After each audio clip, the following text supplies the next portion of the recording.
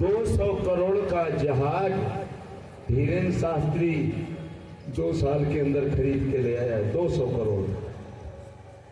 करोड़ का जहाज, जिसके पास बिस्कुट खाने का पैसा नहीं था, जिसकी शादी मुसलमान ने करवाई, उसकी बहन की शादी मुसलमान ने करवाई, और वहां एक गरीब तबके की लड़की की शादी उसी गांव के लोग थे, दलित, क्या भाई मैं शादी इनके पाखंडियों के यहाँ नहीं कराऊंगा।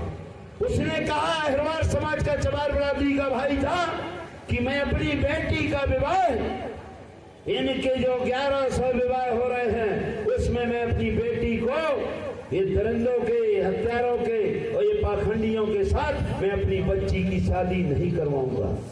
तो जब उसने, आपने सुना होगा कि आरडी प्रजापति, मैं उस जगह से आता हूं जहां बागेश्वर, आप बागेश्वर का नाम तो सुना होगा, धीरेन्द्र शास्त्री का, धीरेन्द्र शास्त्री का नाम सुना है, और शायद भारत में मुझसे ज्यादा उनका विरोध करने वाला कोई नहीं होगा भारत में। और जितने मेरे ऊपर आक्रमण कराए, शायद कोई आक्रमण झेल भी नहीं सकता। 1,000 पुलिस, 4 बार मेरी गाड़ियों को फोड़ना, लेकिन जब तक आप अंधविश्वास का विरोध नहीं करोगे।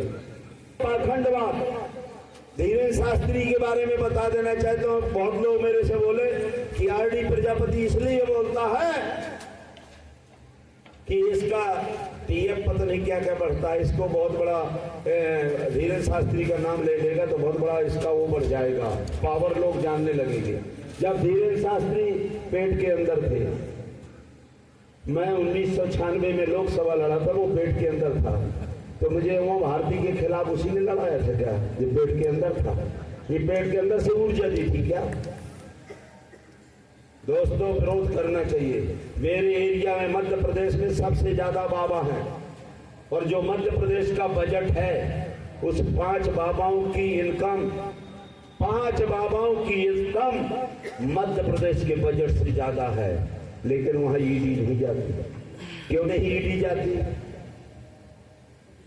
क्यों नहीं जाती भाई? सबके यहाँ, लालू जी के यहाँ ईडी, आपके अखिलेश जी को, मतलब जितने हमारे महापुरुष हैं सबके यहाँ ईडी जाएगी, लेकिन उनके यहाँ बाबाओं की ईडी नहीं जाती। कहां से पैसा पाया? इनने कौन सा काम किया? इनने कौन सा? तो दोस्तों, अभी आपको बुंदेलखंड के बारे में मैं इसलिए बता देना चाहता हूँ क्योंकि मैं बुंदेलखंड का हूँ। आप यहाँ आराम से रहते हैं, आप बहुत आराम से रहते हैं, क्योंकि बहन जी की सरकार रही, माननीय मुलायम सिंह जी की सरकार रही, माननीय अखिलेश जी की सरकार रही, और आपके बिहार में लालू प्रसाद जी की सरकार रही, नीतीश जी की सरकार रही। आप लोग मिलते जुलते इलाके से हैं। बुंदेलखंड में आज भी आदमी, अभी भी जिस देश का प्रधानमंत्री तेली हो, वो कहता मैं तेली हूं। उस देश का प्रधानमंत्री जिसका तेली हो, बुंदेलखंड के आज भी अंदर सुबह से तेली पखाना के लिए नहीं जा सकता है। आज भी अभी तो सावधानी इनसे भी बरतना चाहिए। जो हमारे समाज के लोग हैं, ये 2 प्रकार के लोग होते हैं। ये जो, उनकी हिम्मत नहीं है कि हम लोगों पे आक्रमण करें, हम पे अन्याय कर सकते हैं, ये अंधविश्वास को 100 में 100% समर्थन करते हैं। अब पता है, मुझे समझ में नहीं आता क्या है। बाबा साहब ने अपने 4 बच्चे खोए हम और आपके लिए, और मैं आपको बता देना चाहता हूँ, मैं मंडी अध्यक्ष भी रहा, जिला पंचायत अध्यक्ष भी रहा, विधायक भी रहा, लड़के को जिला पंचायत अध्यक्ष निर्दलीय बनाया, लड़के को विधायक बनाया, लेकिन 5 साल ओबीसी का काम करने के कारण, चूंकि 6 में से अकेला मेरा लड़का विधायक था, भारतीय जनता पार्टी ने मुझे टिकट नहीं दिया। मैंने राजनीतिक अपने बच्चे की हत्या कर दी, उससे मुझे फर्क नहीं पड़ने वाला। जब बाबा साहब ने अपने बच्चे हमारे लिए खोए, तो हम तो राजनीतिक हत्या हुई है। तो साथियों, हमने भी आपको बता देना चाहता हूं, जहां से मैं हूं, 11 सीटों में से खाता नहीं खोलेगा भारतीय जनता पार्टी का, खाता नहीं खोलने दूंगा। हम जीत तो नहीं सकते, लेकिन ऐसा नहीं है कि कोई सब चीज जीती है।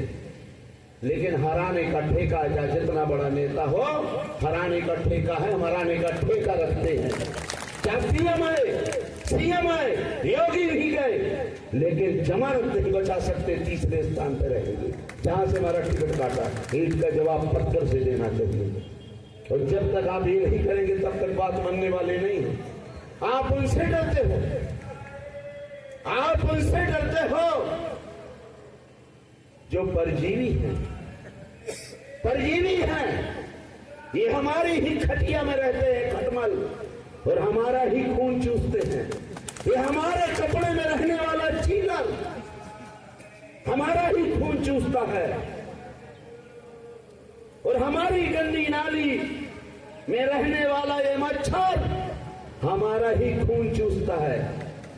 और इनके लिए आप गर्म कपड़ा लाओ, गर्म पानी ला करके खटिया में डाल दो, कपड़ों में डाल दो, और जो आपकी गंदी नाली है उसमें मिट्टी का तेल डाल दो, अपने आप समाप्त हो जाएंगे। आप उनसे डरते हैं। कमाने वाला आदमी हम 1-1 किलो 5 किलो का गल्ला, 10 किलो गल्ला कहते हैं देंगे। मोदी जी कहते हैं कि मैं इतना गल्ला दे रहा हूं, मैं इतने करोड़ों लोगों को, मैं गरीबी रेखा से नीचे वालों को गल्ला दे रहा हूं।